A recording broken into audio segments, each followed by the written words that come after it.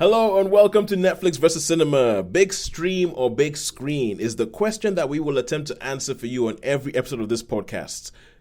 We will go to the cinema, we will watch things, rate them out of 5. We will stay at home, rate things out of 5, and we'll come back and we'll tell you where we think your money will be better spent this week. Let's get ready to rumble! My name is Tosin and I am the host. I'm based up in a place called Bromsgrove near Birmingham in the middle of the United Kingdom. Joining me as always from the Isle of Wight is Shaun Harris. Hello. Known to his friends as Bugman. If you ever meet him, you can ask him yourself. Also joining me on the Isle of Wight is Sharon Bollen. Hello. Known to her friends as Sharon. And joining us all the way from London, our London correspondent is Holly Nessling. Hello. Known to her friends as, what bit of your body have you broken this week? This is correct. All right, cool. So, anyone?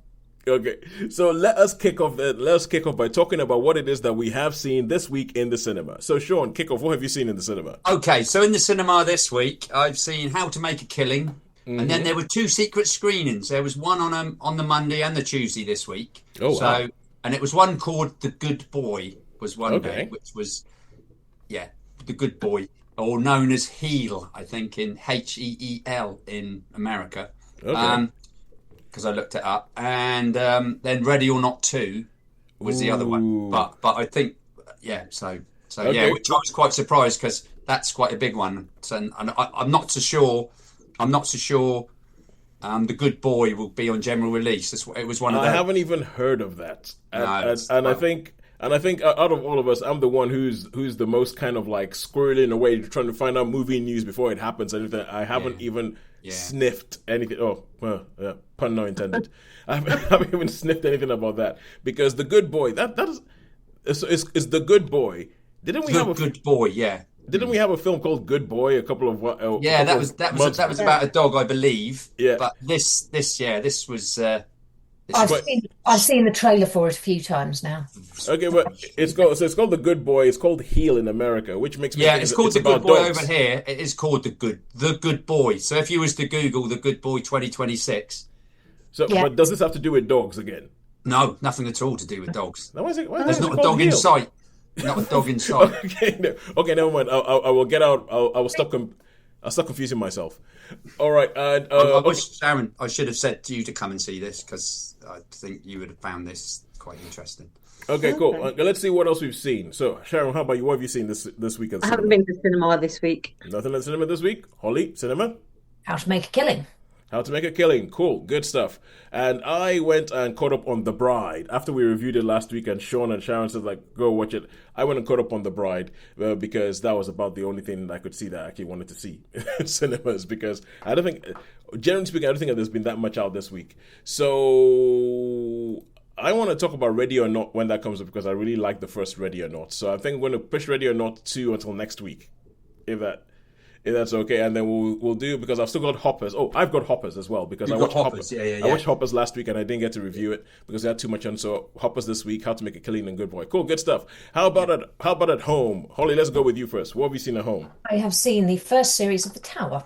The Tower, ITV with Gemma. What's her face from Game of Thrones?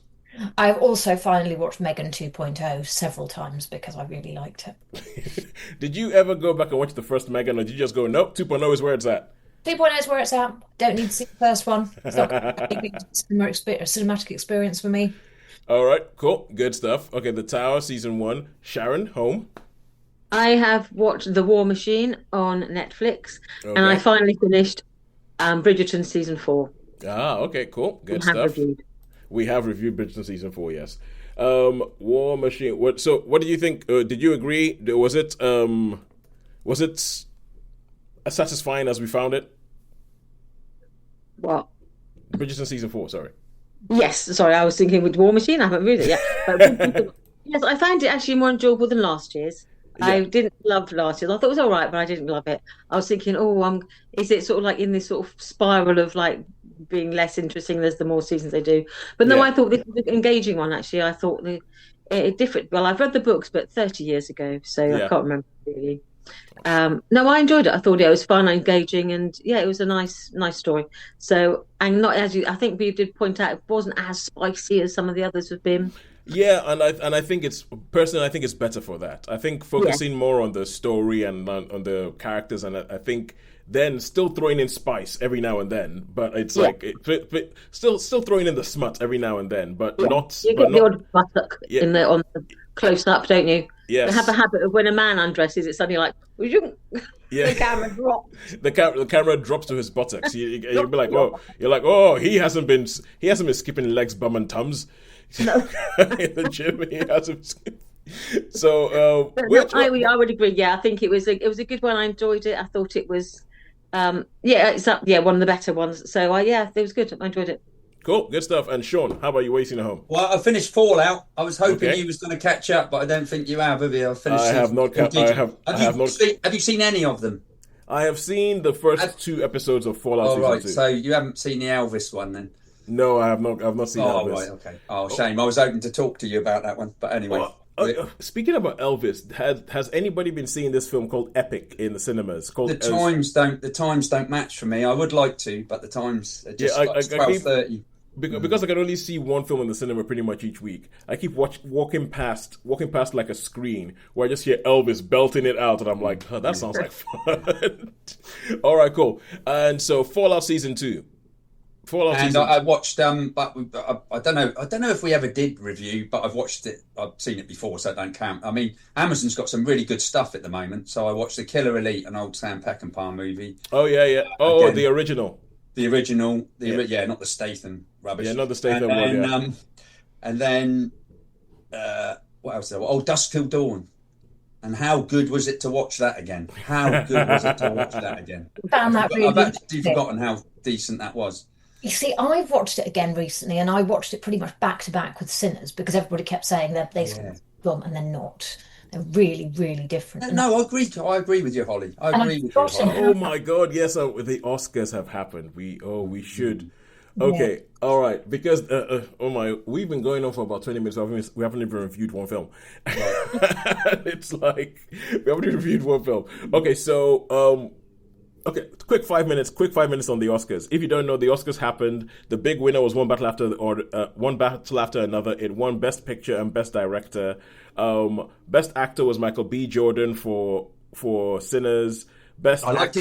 I liked his speech very much. I haven't even seen it. I haven't seen any of it. But I mean, I can imagine he's a class act. Michael B.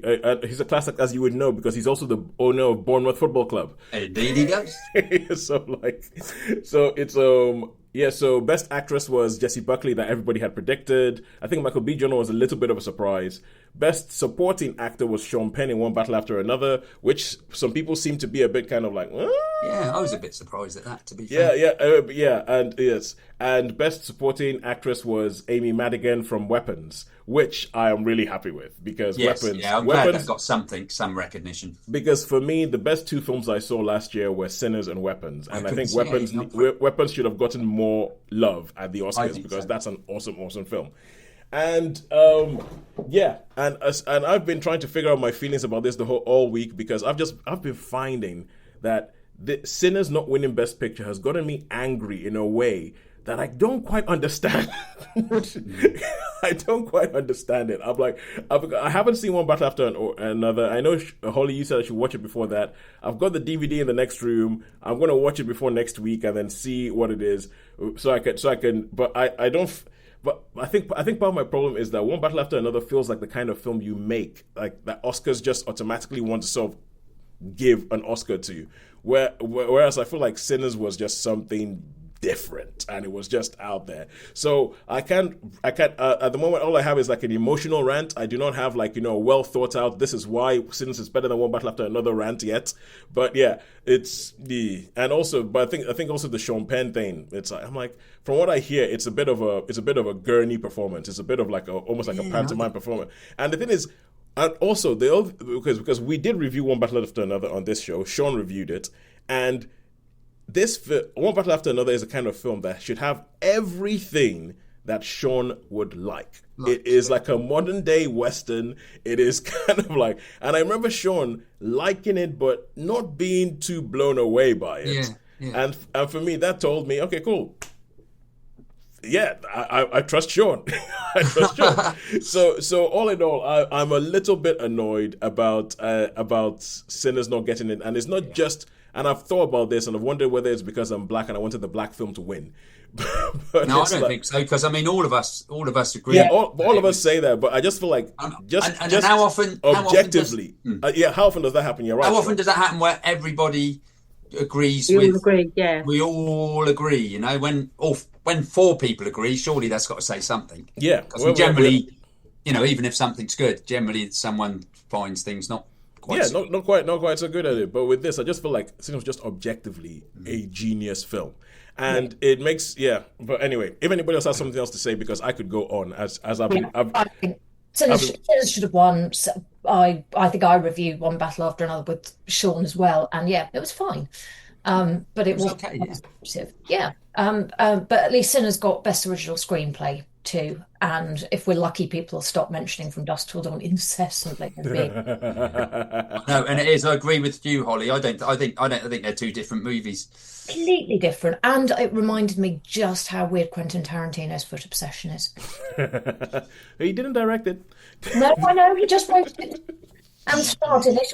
You can actually see it. You can actually see the bit you're talking about with the champagne down the leg. Yeah. When I saw it, I was thinking that. I thought, you liking this, Quentin? Genuinely liking it.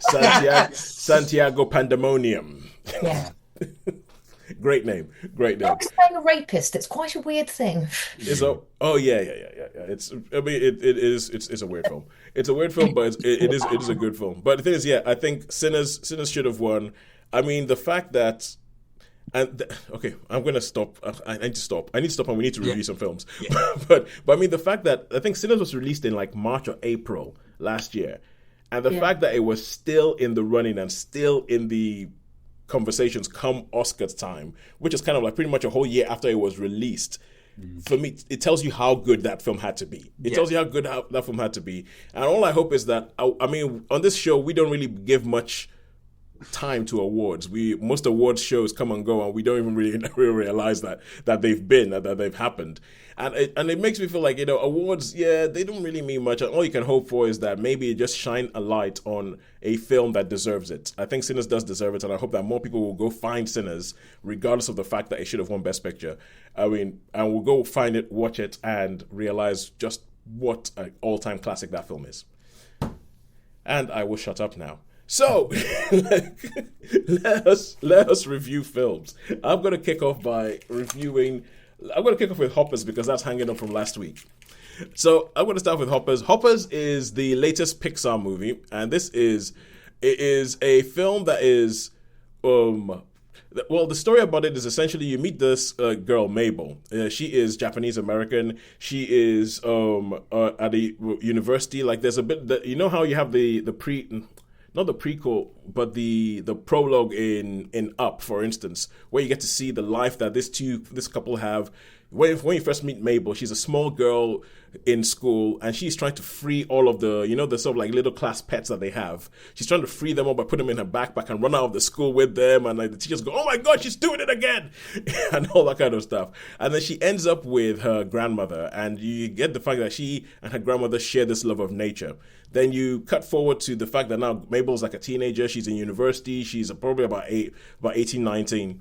And she is trying to protect this place called the Glade from the mayor. And the mayor, who's played by John Hamm, in full-on smarm mode. Full-on smarm mode. And she's trying to protect this area because he's trying to build a freeway through it. And he says, but look, there's no animals here. I don't know what you're trying to protect. There's no animals. And she finds out that at her university, some scientist has developed this technology where you can put a human mind into a robotic animal body. But this robotic animal body looks like an animal. Nobody can tell the difference between this and a real animal. Not even the animals can tell the difference of it. And so she ends up being put into a beaver. And she makes it her aim to go to that glade and find some other beavers, because they've told her that if she can get beavers to come back to that area, then they will not build the freeway. So much so, and the film admits it. There's a line in the trailer, there's a line in the film where they say, we can put this into this. And so like putting the human head into like an animal body. And she's like, oh, it's like Avatar. And they're like, it's nothing like Avatar. But then carries on the fact that she goes in there, and obviously there's an Avatar thing where she goes in and she meets the king of the mammals and all the. But this film is mental. This film is mental. It goes in so many different ways. I mean, it's not like top tier Pixar. You know, like Pixar when they do like an Inside Out or they do a Toy Story 3, like or Up even. Like there's bits of these films that are just like you think this is transcendent. This is telling me something about the human condition. This is more of like a caper, but it is a fun caper. And there's bits where it goes off, where it goes off and you just kind of go, okay, no, now we are no longer caring about reality, okay? I know it's an animated movie, but we are no longer caring about reality. There's a bit with a shark that you have to see to believe. You're like, what the hell is going on here? Meryl Streep shows up and voices a monarch butterfly, and what happens with that? And it kept making me think of a film called The Wild Robot, which was released sometime last year.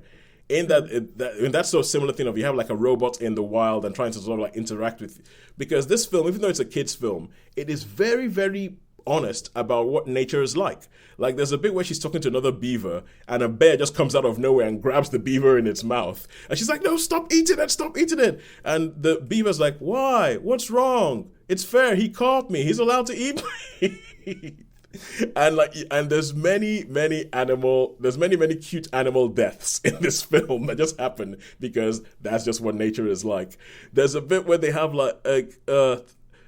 it's okay, that's the basic idea, and you can kind of figure out what happens and everything like that. What happens with it's very obviously an ecological film. It's very obviously talking about like, you know, environmentalism and all that, and how we should look after and we shouldn't replace like, you know, areas of natural beauty with concrete and all that kind of stuff. It's very, very much heart on the sleeve, but the way in which it does it and the levels to which it goes and everything, I think is one of the best things Pixar has done for a while. So all in all, I would give it a 4 out of 5. I would say go watch it. Sharon, I know about your animation aversion.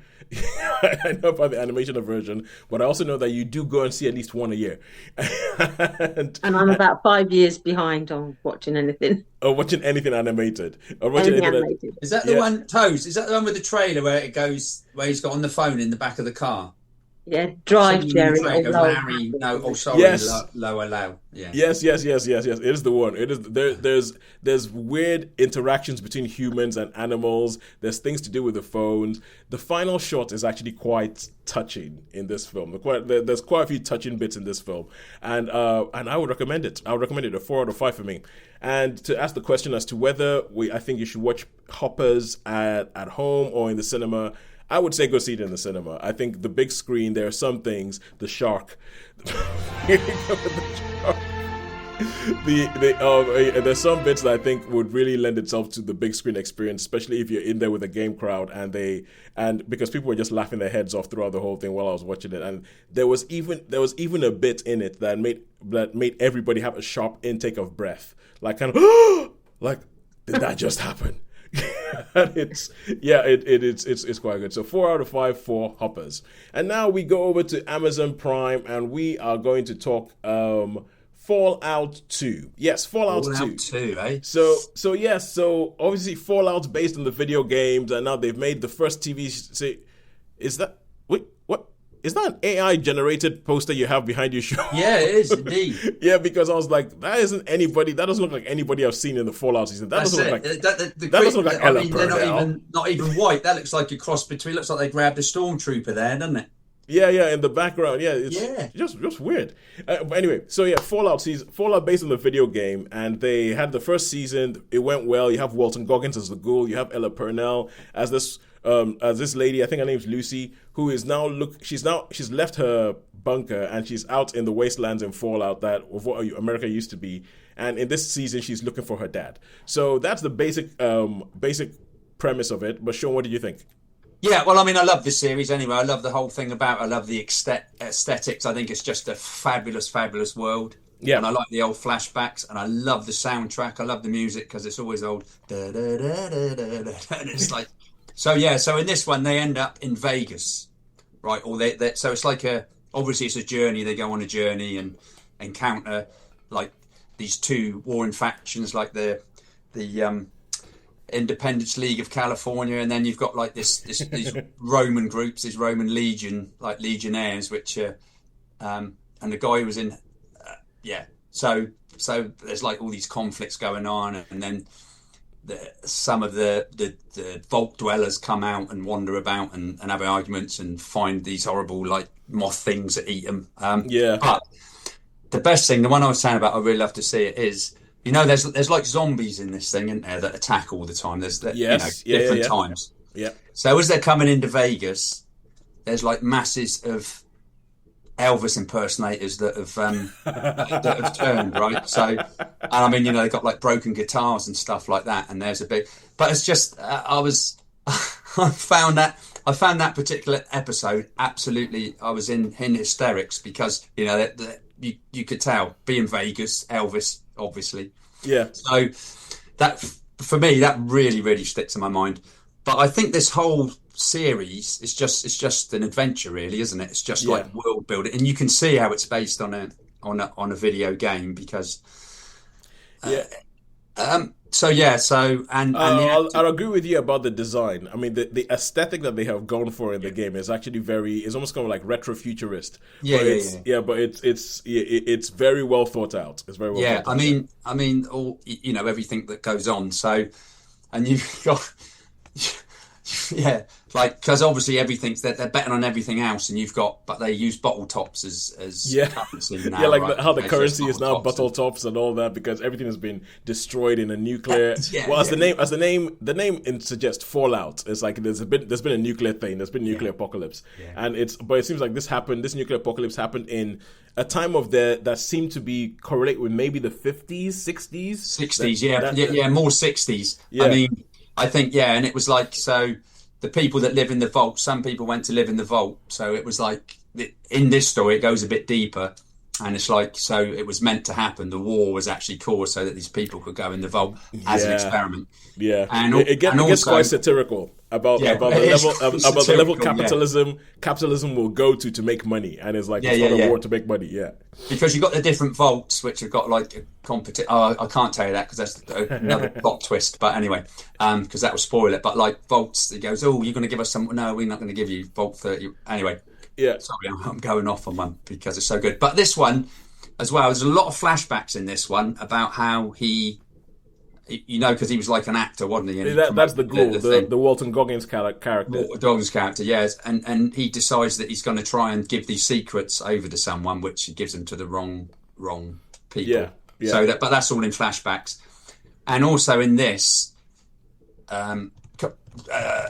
they're trying to control people. So her father, right, because I've seen the first episode, and there's a bit where Justin Theroux shows up, and they they attach something to the back of people's heads. That's it. And it seems like essentially the everything that you see in Fallout, from what I've seen, it is sort of like it's hinting at the fact that everything you see in Fallout is the result of a corporation gone mad. Yes.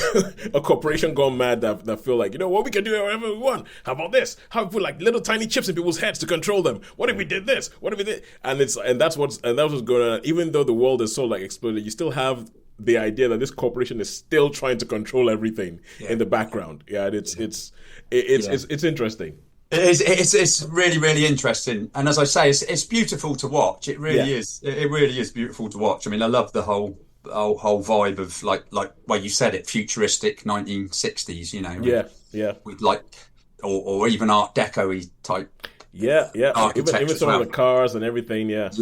So old Carl McLachlan, he's experimenting with these. He goes through about 500 mice, so trying to get them right and trying to miniaturize them and all that, and he ends up, and it says, I suppose that in the last episode, it sets up that you know, he wanted to control the whole world, but he wanted people to be what they wanted. Well, I mean, it's just like, you know, it's corporation world domination. It's a satire about that. But how many stars would you give Fallout Season 2? I'd give this one a 4, easy 4. Yeah, nice strong 4. Really, really good. And the Elvis episode was just had me in hysterics. That was just so well thought out.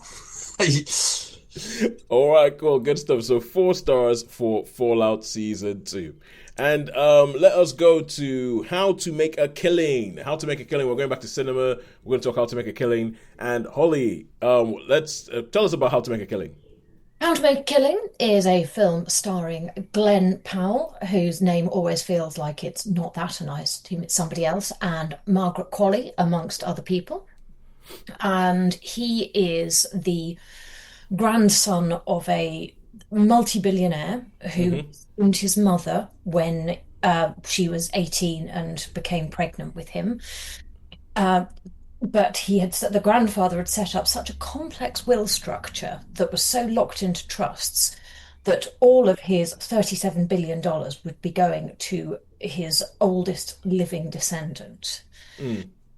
Lo, madness ensues as Glenn Powell had been raised by his mother to expect to receive everything which he is entitled to, and has been raised learning how to, shoot and do all of the fancy schmancy things that rich children do, which is how he meets, when he is young, Margaret Qualley's character, and they form an eternal attachment to each other. And as life ebbs and flows, they come back in contact.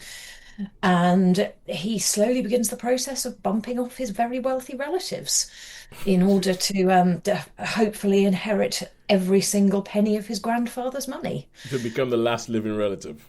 Indeed. It is not a terribly innovative film. I believe almost exactly the same thing was done in a 1940s film. And I think there may have been other versions too. It's pretty much Kind Hearts and Coronets, which is famous for Alex Guinness playing 8 different roles of all the family that are getting bumped off. And this film is, they have said very often, they're like, it's pretty much a remake. It's a remake of Kind Hearts and Coronets. Yeah. No, it's a caper. Yeah. Blood. Yeah. Okay. So Shaun. Yeah. No, I was just going to say, yeah. So I agree. Yeah. So how he goes through things. Now, in this, right, one bit I like in this, I'm going to say that, is he sort of forms another relationship. So in the background, you've got, like Holly said before, this girl he met when he was a child, but he forms another attachment. And when there's a sort of romantic scene, he didn't quite. I was thinking, do you know what? You're not really convincing as loving this girl. You're just sort of. And I was like, and I thought, is that bad acting? But at the end, it's not bad acting, because I just really, really liked. Because there's a phrase in it, doesn't it, that says,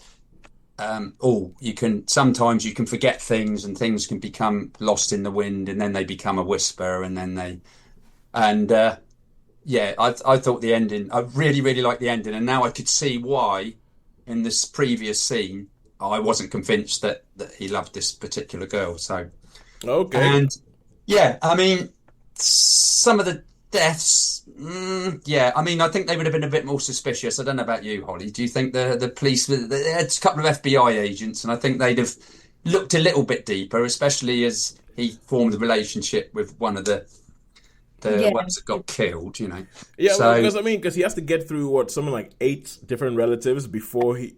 Yeah, I mean, some Holly, what did you say? 7 relatives. 7 relatives. Okay, he has to get through 7 relatives before. And I feel like that's quite a lot of people to get through without anybody realizing you're doing it. Yeah, and that's it. And the FBI are actually investigating, and I think they would have been investigating a little bit more. This is a bit odd, especially within such a short space of time. Yeah. So, Holly, what did you reckon? What did you think? It is a film that dragged. Ooh. Yeah, and I kept wanting to check my watch, except I'm not wearing an Apple Watch now, and my watch doesn't have light-up hands, so I couldn't tell how much longer I had to sit through. It picked up at the end. I liked the ending, and it was fine. There was nothing ostensibly wrong with it, but I do not feel that it's something I need to watch again. I agree with Holly there. I think the pacing was a bit odd. It sort of had lulls. Do you know what I mean? It was so there were moments, and then there were things like, oh, come on, let's move this on. Yeah. So yeah, I would agree.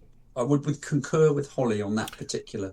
I would imagine that with Margaret Qualley, because obviously that kind of role sounds like, it would be a throwaway role. But if you're going to get someone like Margaret Qualley to do it, I'd imagine that there's going to be scenes where they're trying to give her something to do. Yeah. Which it's not a throwaway role for her. It's actually it is a very significant. Okay. Bit just. But my question is, like, by giving her something to do, does that contribute to the sort of lull things that you're talking about? No. Okay, cool. Okay, good. The Herbits add pace. Oh, okay, never mind. I was trying to work on a theory. You just blew it out of the water. So how many stars would you give? For me, I'll give this a straight down the middle 3 stars. I mean, nothing. It was nothing special. It was okay. I enjoyed the ending bit, and because I thought that worked quite well, and that sort of convinced me, which is why I'm giving it 3. Otherwise, it might have been slightly less. But yeah, so straight down the middle. It was okay. I didn't dislike it. I'm going 2.75. It was fine, but actually, I didn't think it was quite good enough to warrant a 3. Right, fair Cool. comment. It wasn't bad. It wasn't really good. It was it's like it wasn't bad. It was just meh, and what would you say? Would you say this should be watched in cinemas, or do you think you should wait and just watch it on a streaming site? You could see it on the screen, couldn't you? Really, it's one of those films. Nothing special. No. All right. No, save your money. Okay, cool. Sorry, Glenn. Sorry, Glenn. And okay, let's see what we're gonna do. I'll tell you what, Sharon, you haven't said anything. Let's go to Sharon. Sharon, talk to us about War Machine, the second film that Netflix have made called War Machine. Which, as I said, I'm currently watching the first film that they made called War Machine. This was all the way back in 2017 when they started making films and they started throwing money at it, and they had Brad Pitt in it, and it's all like it's like an Afghanistan satire of like America trying to get out of that war. Sean, I think you'd like it, especially because of, Brad Pitt. So Brad Pitt, yeah, I like Brad Pitt. Yeah. So, I might have to.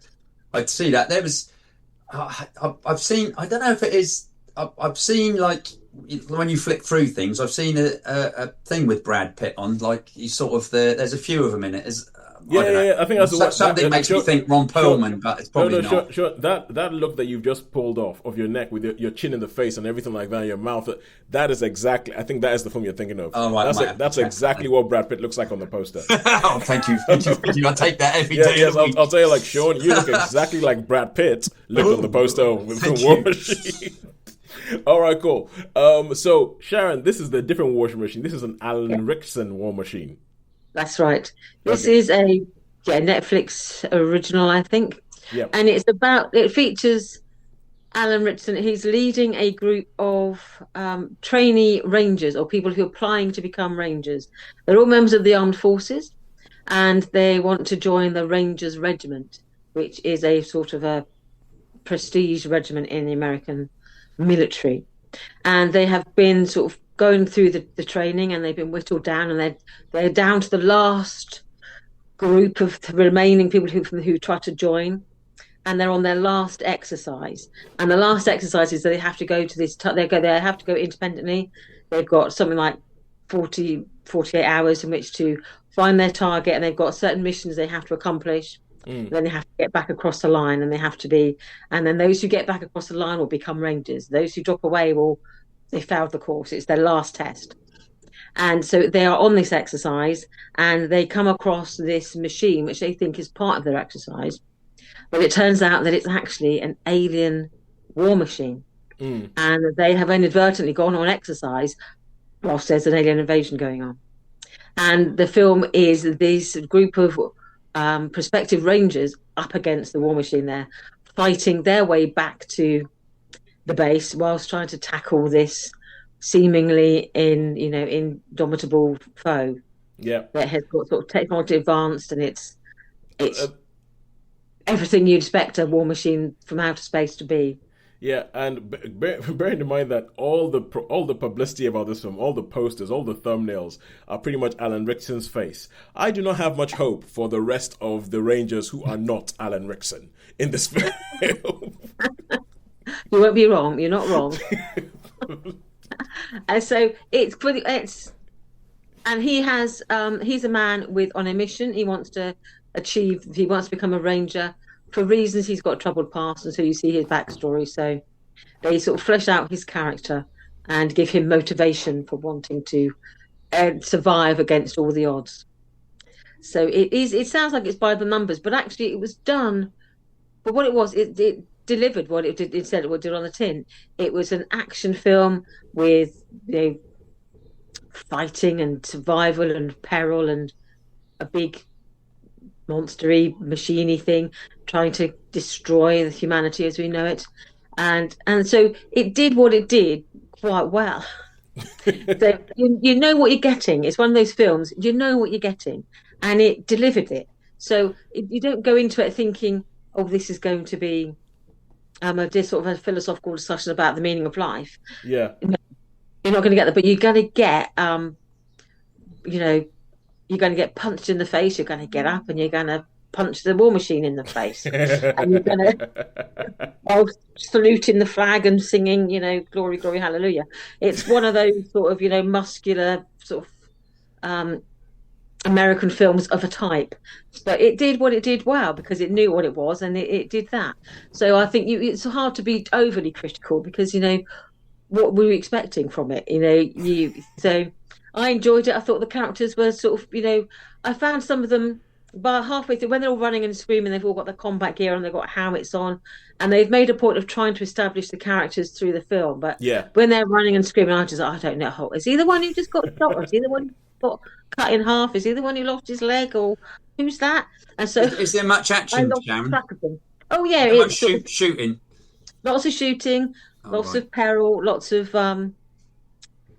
surprise. A few surprises, where you go, oh, I wasn't expecting that person to die quite that way, and so there's quite a lot going on with it. So the obvious comparison straight away is Predator, because group of Army Rangers in some area come across like an alien killing machine, blah blah blah. Yeah, I think people and the most muscular one survives as well.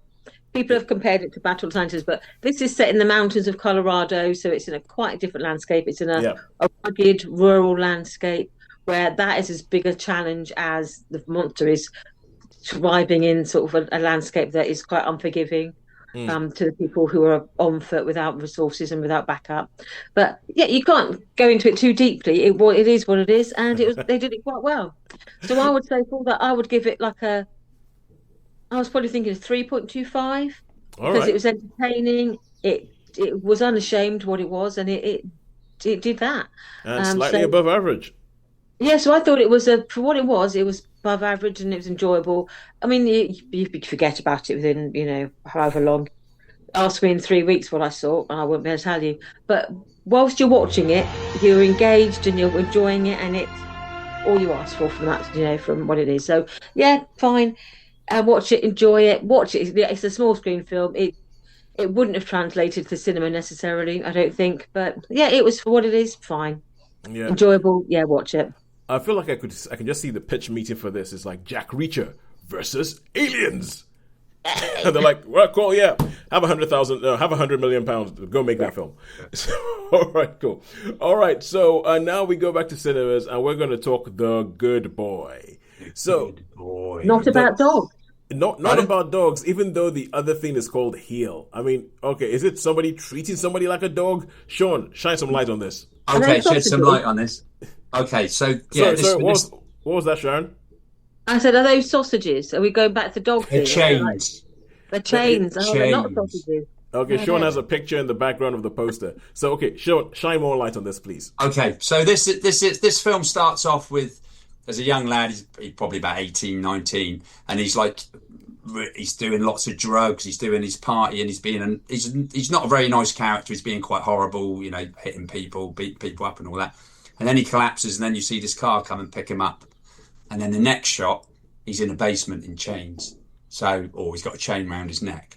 And it's with this really totally weird family. So you've got Andrea Riseborough, who looks like Morticia Adams some of the time, like very long hair, like something out of the Grudge. Anyway, so they keep him locked up because they're trying to turn him into a good boy. So they show him videos of some of the things that he's done, quite horrible and all that. And to start off with, he's really sort of, as soon as I get out of here, I'm gonna kill you. I'm gonna do.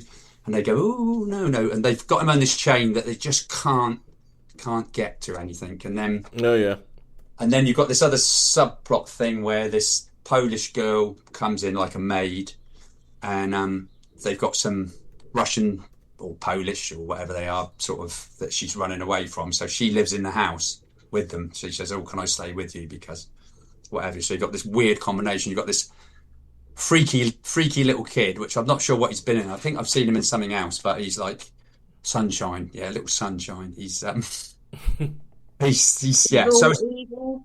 Pardon? No, they're not evil people. They're not evil people. Calling anyone Sunshine in a film like this, you think he's got to be evil. He's got to be some sort of dodgy. Yeah, well, there's a bit where they catch him smoking, and they sort of the Andrew Riseborough comes in and says, right, we've got to punish you. You have to be. She goes, what are we going to do? Oh, I'm going to have to be punished. So anyway, so this is anyway. Things get a little bit better, and he starts putting these rails through the house so that he can with locks on, so that he can go so far each time. He says, right, so you can come and sit down, you can join us and watch the TV, and he strikes up a bit of relationship with Sunshine, the young lad. This sounds like a plot point from Breaking Bad. It's really quite bizarre, quite strange, and so that's basically the story. Is what he's trying to they're trying to turn him into being someone really nice, and it does come a point with this Polish girl where some horrible Polish heavies come up, and is I guess his violent part comes in quite handy for a little bit, So you made us proud. You made us proud. So, but this whole thing sounds like a little bit like so essentially they're trying to rehabilitate a wayward kid by treating him like a dog. Or by using they don't really treat him like a dog. They do beat him, but they don't treat him like a dog. They try to. But some of the things that you're saying, it sounds like dog training techniques, like, oh, you're a good boy and everything like that. Yeah. Well, perhaps that's why it's called heel. You know what I mean? Because maybe they are. But from a personal point of view, I don't think they treated him that bad. They were just trying to. They let him have so much, but they weren't being horrible to him. They weren't like, There was one point, but. Yeah, it also sounds like this is like a bit of a subgenre of film. Like there's a film with Samuel L. Jackson and Christina Ricci called Black Snake Moan. Oh, Tosin, Black Snake Moan is Christina Ricci. I've seen that with the radiator and all that. Exactly. It sounds like a similar wayward girl. Actually, that's really strange. You say that. Yes. It sounds like a similar thing. You could have something there. Yeah. Now you've mentioned that film, and as I say, it's quite an old one, isn't it? It is quite an old one, a while ago. So, I never equated it with that, but it is in that vein. It's that sort of vein, right. Where they're trying, but a little bit more weirder.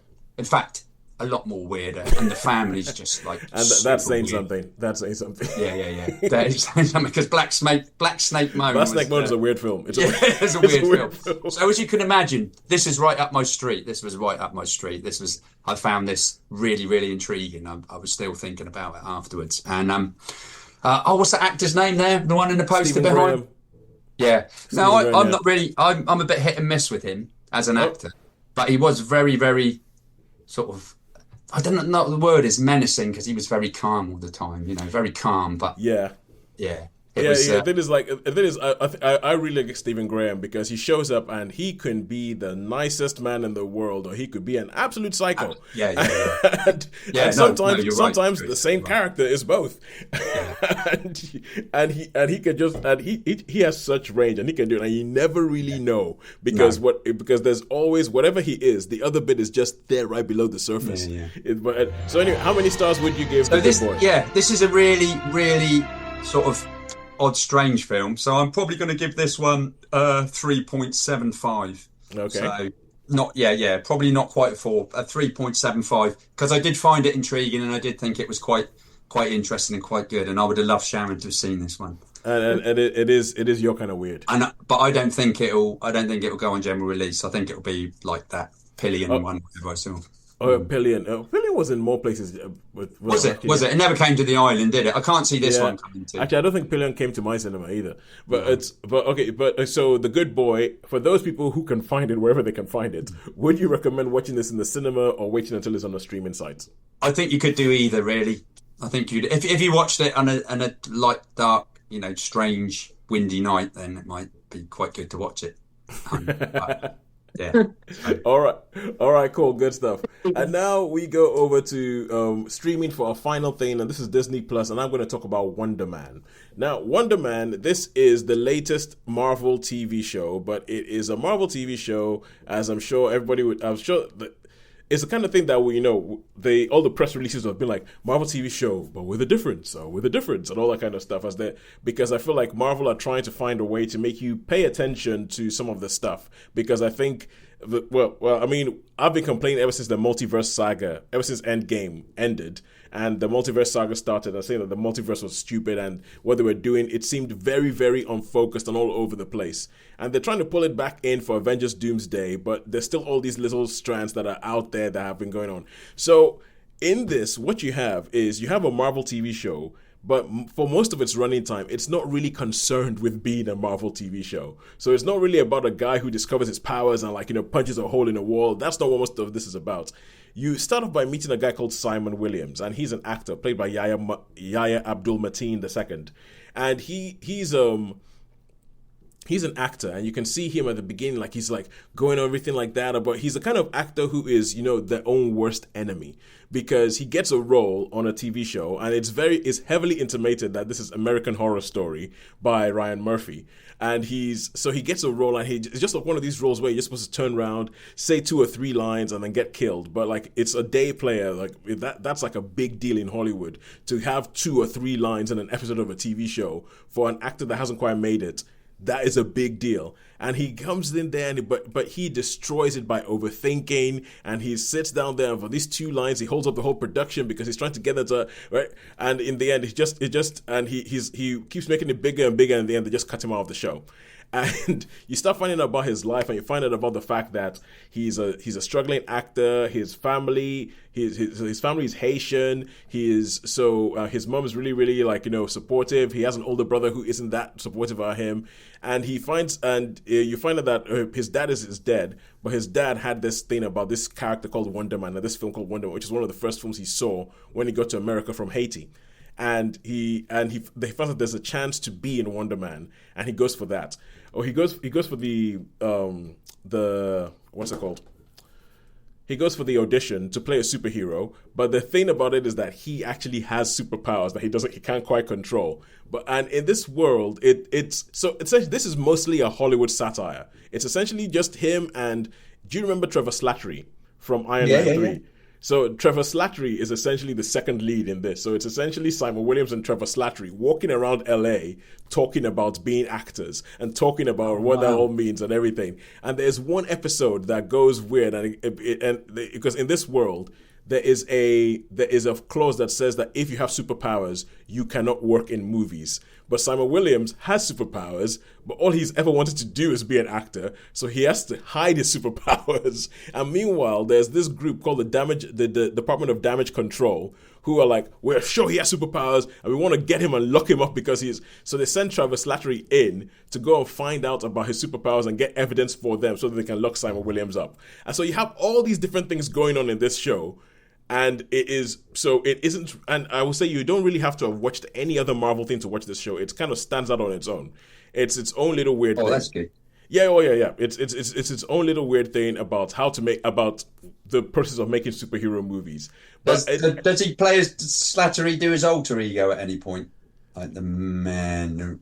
Oh, are we not going to say? To say that, Shaun, would be a massive spoiler. Oh, okay. But the fact that I'm not saying anything might tell you something in itself. Yeah. But let me put it this way: people keep recognizing Trevor Slattery. They're like, "Oh my God, you're the Mandarin! Oh man, you'll never see me coming." Yeah, because there's that little extra bit, isn't there? There's that little extra. There's like a little short on YouTube where Hail he's to like the King. in the prison, and they go, Hail to the King. Yeah.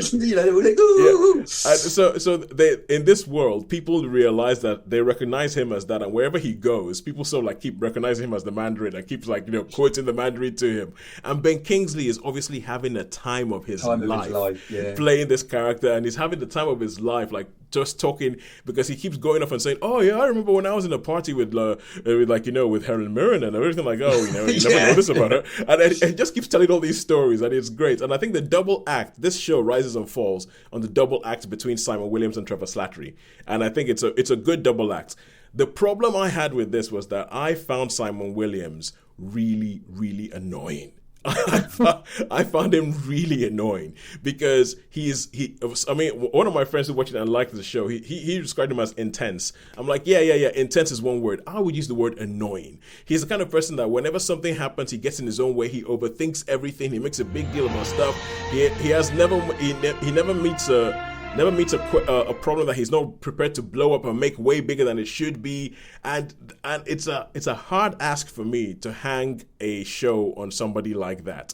I think it's not as much of a problem for some other people, because some other people I've spoken to, they were like, "Oh no, he's just intense and everything. He's just trying to do the best he can." I'm like, no, he's annoying, and if I met him in real life, I feel like he was just constantly in my way.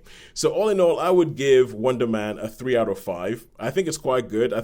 I was really worried for a while that it was going to do the thing that I hate in TV shows, where you get to the end of the season and all it's doing is telling you to come back for a next season and not actually giving you a conclusion of any sort. But I think they give a bit of a conclusion in this one. But because it's the Marvel Cinematic Universe, I would not be surprised if you ended up seeing in Avengers Doomsday Simon Williams, Trevor Slattery, and weirdly enough, Josh Gad. That will make sense when you watch episode 4. I would not be surprised if they come back if you see them in Avengers Doomsday. But all in all, that's a 3 out of 5 stars for Wonderman from me. And now the question is, who do you think has won this week?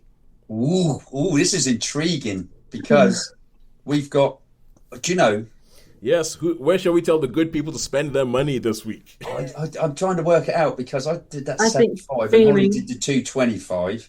So I think it's got to be sort of probably balances out as 3. I'd go streaming, I think. I think streaming as well. I'm going to go, I know this sounds really, really left field, but I'm going to go for a tie. Ooh. Oh, sure. Ooh, okay. I'll tell you what, like, if it is the tie is not unreasonable, because looking at this, there is 0.13 of a point between cinema and Netflix this week. And the winner is cinema by 0.13, by 0.13 of a point. That on average was, Hoppers got 4. Well, the thing is, after the first round, it was a dead heat. Hoppers got 4, Fallout got 4. Then How to Make a Killing went down a bit compared to War Machine, and then The Good Boy went up a bit compared to Wonderman. So, and it just sort of like kind of ended up balancing out. All right, cool. So until next week, when God knows what is in the cinema, we shall. Hopefully, some of you guys will see Ready or Not #2. That can Ready or Not. Yes, I would like to see Ready or Not 2, because Ready or Not 1 was one of those. Ready or Not 1 was one of those joys that you just sort of like, wait, yeah. And I think there's next. Project Hail Mary's out this week. Oh right, okay. But I think Tuesday or Monday, I can't remember. There's a secret screening. But I think it's a screaming, whether you're interested, but I don't think you are. Okay. Now, Shaun, I really hope, because speaking about Ready or Not 2, there's another film coming called They Will Kill You. And if you see the trailer of this film, it looks like Ready or Not, but yes. in a hotel. Yeah. Yeah, with Zazie Beetz in it.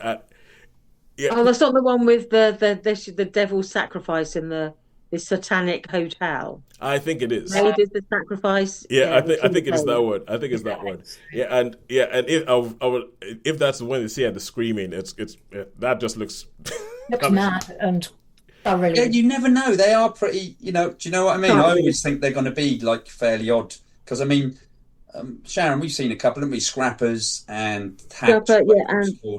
So there is. Rampage was a secret screaming, I think. Rampage about the chimpanzee. Oh yeah, with the rock. Yeah. Primate. It wasn't Rampage. What was it called? Primate. Oh, primate. Yeah. Primate. Sorry. And so they do sometimes have. I mean, I was surprised that one was Ready or Not. I mean, number 2. I was really surprised when that came. Well, I'm trying to think. We did see another one. Yeah. Oh, I'll tell you what's really, really funny. I know this is a strange one, right? So I went with John and Simon. Sharon knows Simon. And we were talking, and Simon didn't like The Bride, right? Didn't like The Bride at all. So, okay. And I said, it's really, really weird. And I think it is an age thing because he really, really liked Bodies, Bodies, Bodies. I hated the damn thing. Yeah, we did not like that. We did not like Bodies, Bodies, Bodies, and yet we both liked The Bride, and he didn't like The Bride. So I think there's something to be said for age. Well, I think because having watched The Bride does revel in a sort of like old Hollywood kind of aesthetic, and I think it references a lot of stuff that younger people might be like, oh, was that a black and white movie? No, I didn't see it then. Yeah, they're not interested in black and white. But anyway. So okay, just before we go, just to say as a way of telling people that Holly, what's that? Trailer for Dune 3 has dropped. The trailer I saw the trailer for Dune 3. I saw that. But in a way of saying, please get in touch with us and get in touch with us on Facebook. No, why did I always go that first? On YouTube, on Instagram, on TikTok, if you will. Look for us. We're just Netflix via Cinema. And we've had some feedback from my cousin Taiwo, who forgoes all that, and just because he's my cousin, thinks he can just drop me a WhatsApp to tell me what he thought. And because of I'll read this, and then you see why I chose to read this out. He says, I was messaging because I finally listened to the podcast on Wuthering Heights. Wuthering Heights, and I gave an internal cheer when Sharon and Holly described the book for what it was. Having suffered through it in secondary school, I'm glad I'm not alone in loathing those characters. The statement, I finished the book just to make sure that everybody died, was very apt. I'd often go home from school and have to bury myself in a Red Wall series book to wash away having spent time in the company of such horrible people. Safe to say, I'll be giving the film a miss. So, since cousin, you're correct. Good cousin Taiwo, we love you. Taiwo, thank you for getting in touch. Please do get in touch with everybody, and everybody who keeps commenting on the Wuthering Heights short on TikTok that just won't go away. Taiwo, we love you. We applaud your thoughts. Yes, please do get in touch with us. It will be great to hear from you. But until next week, it's a goodbye from me. It's a goodbye from me. It's a goodbye from me. And a goodbye from me. Thank you very much for joining us.